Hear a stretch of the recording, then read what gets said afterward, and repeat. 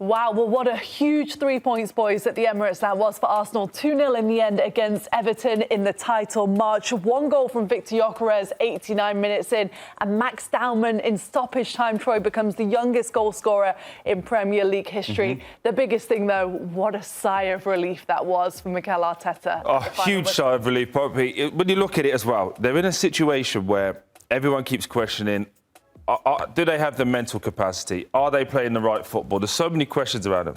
They just get the job done. Jordan Pickford today, obviously, will look back and say he should have done better with the first goal. But Arsenal are relentless in their approach. They keep going for it. We've got to give Arteta credit as well. Many times he's been told he's too pragmatic, too defensive. He took off Zubimendi today and he put Dowman on, went all out for it. Started with Madueke and Saka as well. So we went fully aggressive to try and get the 3 points today. Ends up getting it by hook or by crook. It wasn't great to watch, but they still got the job done. And if it was anybody else in any other year, we would say, do you know what? That's what champions are made of. And they were great today. So you have to give them that. Again, is it the Man City of the last 5 years that play all these football? No. It's a bit more like old school George Graham. Well, Arsenal, 1-0, and they win it. And once they score, Nigel, sorry to interrupt you, you just never feel like they're never not going to win. Whenever they're in a game, you think they're going to do something. If you want to simplify it, Arsenal playing winning football, and they deserve credit for that. For us as young men, when we played the game and started to play the game, we always talk about winning. You're not going to play brilliant every single week, but it's about winning and creating that mentality. And that is what Mikel Arteta has done at this Arsenal side right now. We can't sit here and lie and say they play the best football. We know they've got the strongest squad probably in the Premier League when you talk about strength in depth, quality-wise. It's not the most entertaining football, but guess what? They're getting the job done. They're winning. They're doing what they have to do with the destiny in their own hands, sitting at the top of the Premier League. Is that an evolution, by the way? You're saying this is just what champions do, they win. This is not what Arsenal have done in the last few seasons. It's an evolution for Arsenal, for what we've criticised them for, saying they don't know how to win ugly, they don't know how to get the job done. Now they're doing it. So we have to give them credit. I don't really get into that argument of, oh, they play for set pieces. No, you play to your strengths. I've seen great footballing sides do that. I'm talking about the great Manchester United sides under Alex Ferguson. What did Alex Ferguson always do? Play to his strengths of the players that he had. That is what Mikel Arteta is doing. Getting the winning brand of football. They're just winning. That's all they have to do. You're sitting top of the Premier League. It's for everyone else to try and chase you and unsettle you. You stay focused at the task in hand. It's all in your hands right now. Going into this game, you're talking about a potential banana split because Everton have been doing fantastically well under David Moyes. They have the second best record from away from home in the Premier League. And the only team that has the better record away from home is Arsenal. So it's always going to be a difficult game. And we would have thought watching that game that this game had a draw written all over it. Then people would be ready to criticise Arsenal. Oh, they dropped points at home to Everton. But they got the job done. Mikel Arteta was aggressive in his substitutions that he did, chasing the game. Just look at the celebrations by the Arsenal bench and the players of what that win meant today. Do you know what they do as well? Obviously, City are playing after that. They just crank the pressure up a little bit at a time, And the way I was just describing it to my annoyingly 16-year-old son, who is a massive Arsenal fan, I was saying he's a little bit like Floyd Mayweather. Like, you know he's going to do it. He's boxing beautifully, beats you on points, but you want to see a knockout. But you know they're just going to get the job done. It's a bit like Arsenal at the moment. And also, for my 16-year-old son, Max Dowman is 16. You need to do more. You need to do more. Because you were going to college and doing nothing. Max Dowman, I don't know Max Dowman or his dad, but I know his dad's a lot prouder than I am at the moment. Stop it, that's not true. Max Dowman obviously playing a role in the Obviously, I'm joking, guys. The super subs today were special, weren't they? Just by the way, the remaining fixtures for Arsenal in the Premier League, here they are. In between that, they've got Leverkusen, who they've got in the Champions League. Then they've got the Carabao Cup final against Manchester City. So that will define their season before this run-in to close it. But the biggest thing now, Troy, is back in their hands, isn't it, after Manchester City did drop points? Yeah, of course. As we do this now, it's 10. They've got 2 games in hand, 10 points clear. So, again, if we just assume that Man City have won both of them, it's still 4 points with these games coming up. Bournemouth it's a tricky one, but one I fancy Arsenal to just have too much for. The key games are the ones that we're attending, which is the Carabao Cup final. I think if City beat them in that, I said it many weeks ago, Nigel, you'll probably remember, the mental games come in at that. If City 100%. Beat them there, and then City beat them on April 19th as well, it could just change everything. And really quickly, though, they could be 1 point behind at that point. I would also throw a little spanner in Troy's works there. I wouldn't overlook Leverkusen the second leg of the Champions League.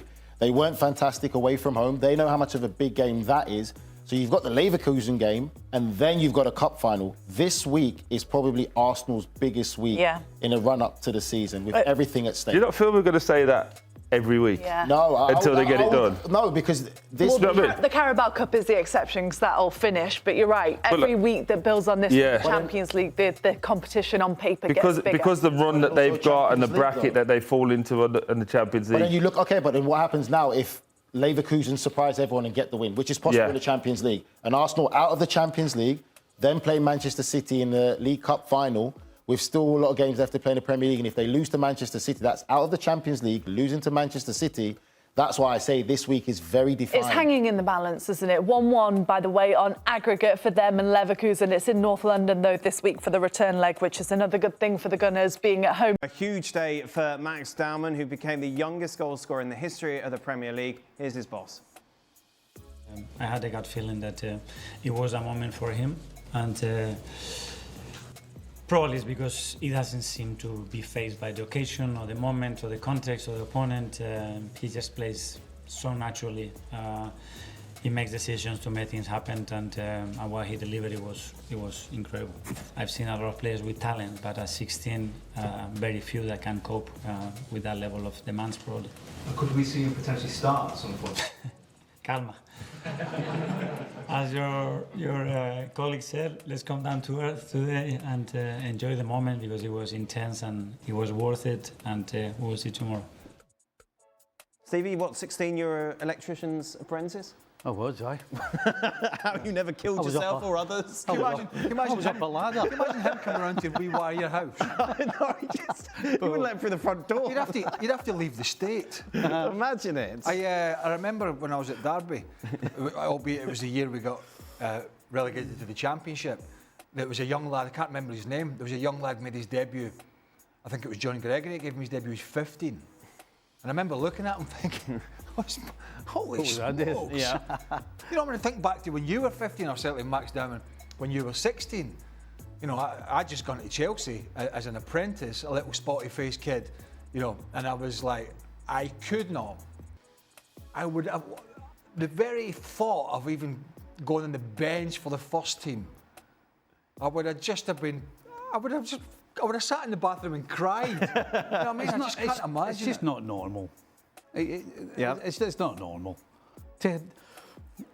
Was it Wayne Rooney? Did Wayne Rooney not do it at 16? But maybe a little, I think he did. To have the maturity and to have the football brain to do the things that he does when he's come on previously, he's done some great things as well. But in terms of today, to have the maturity and the coolness and the calmness to score the second goal at 16, it's just not normal. Yeah. It's not normal. It's the only thing you can say. I just can't get out of my head that he's the electrician's apprentice. 16-year-old Don. Oh my days, nowhere near anyone's first team.